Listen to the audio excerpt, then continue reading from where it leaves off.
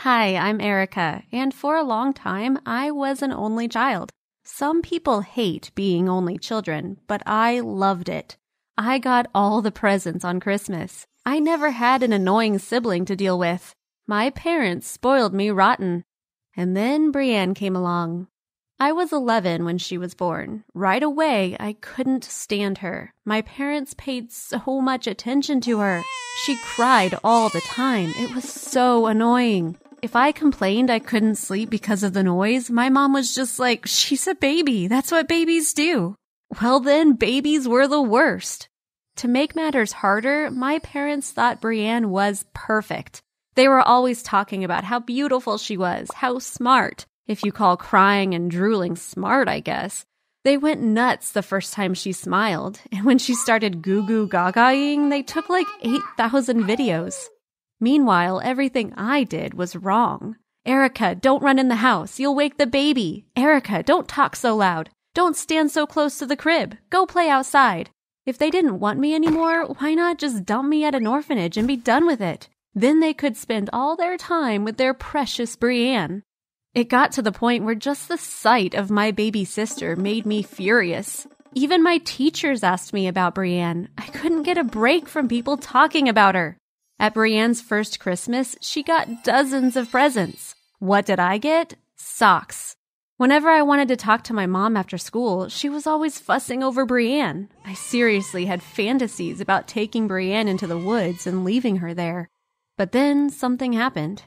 Brienne was over 2, and she still wasn't talking. My parents started freaking out that something was wrong with her. They talked to the pediatrician. He did some tests that determined Brienne could understand words, she just didn't speak.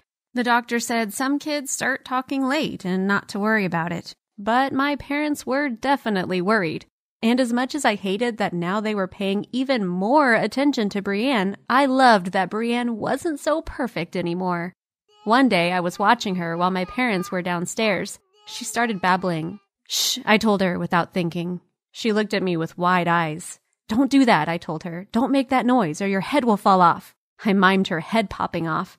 At first, I wasn't sure she understood, but the next time I caught her babbling, I said the same thing, and this time she started crying. It happened a few more times, and each time I'd tell Brienne a horrible story about what would happen if she talked. I told her I had special powers that let me do it, but that she'd be in big trouble if she tried. I knew it was horrible of me, but I was just so sick of her getting all the attention. The stories got worse. I told her Mom and Dad wouldn't love her anymore if she talked. I told her they would give her back to the hospital. One day, Brienne said what sounded like Dada, and without thinking, I slapped her. I didn't hit her that hard, but I was still shocked at myself. Then she started wailing. I went to my room, heart pounding, thinking if she were ever going to start talking, this would be the time so she could tell on me. But she didn't. Before I knew it, Brienne was turning 3 and she still hadn't said a word. Now my parents were really freaking out. They took her to a bunch of specialists and were trying all kinds of weird homeopathic crystal alignment stuff to try to get Brienne to talk.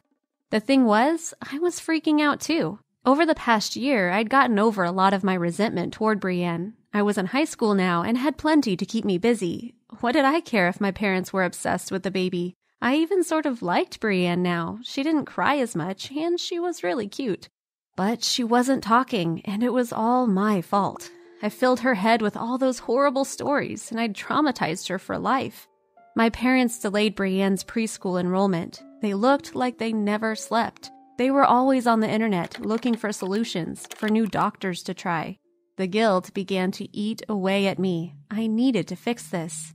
Brienne, I said one day when we were alone, Brienne, it's okay to talk. I was just being silly when I said your head would fall off. Can you say Mama?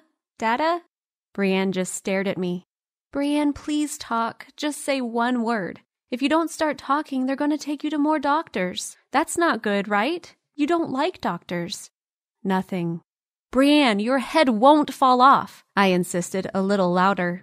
Brienne started to cry. After that, I researched how to encourage kids to talk. I practiced with Brienne whenever I could. I showed her pictures and magazines and repeated the words over and over, but nothing came of it. I was so scared now that I had trouble sleeping.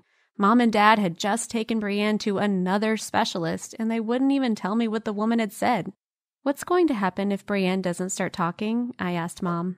To my shock, she started crying. She couldn't even answer the question. I realized I was the worst person in the world. I'd hurt Brienne and my parents. I was a terrible daughter.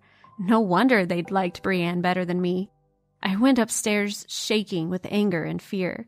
I found Brienne and showed her a magazine picture of a cat. "Cat," I said. "Say cat." Over and over I pointed at the cat and repeated the word, but Brienne just stared at me. Then she smiled a little and clapped her hands, and I lost it.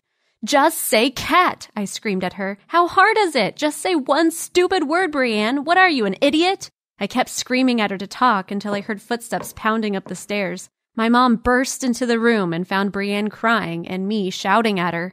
Mom pulled me away. "Erica, what has gotten into you?" "She won't talk," I said, tears streaming down my face. "Erica, she won't talk," I interrupted, "and it's all my fault." "What do you mean?" Mom asked. So I told the whole story, all the awful things I'd said to Brienne over the past year. "I don't know why I did it," I sobbed. "You just thought she was so perfect, and at first I thought it was funny, but now she won't talk, even though I tried to tell her the truth." Mom took me aside and calmed me down. "Erica, Brienne's last specialist diagnosed her with a developmental disability. It's not your fault she can't talk." I tried to breathe slowly and listen to what she was saying, but my heart was still racing.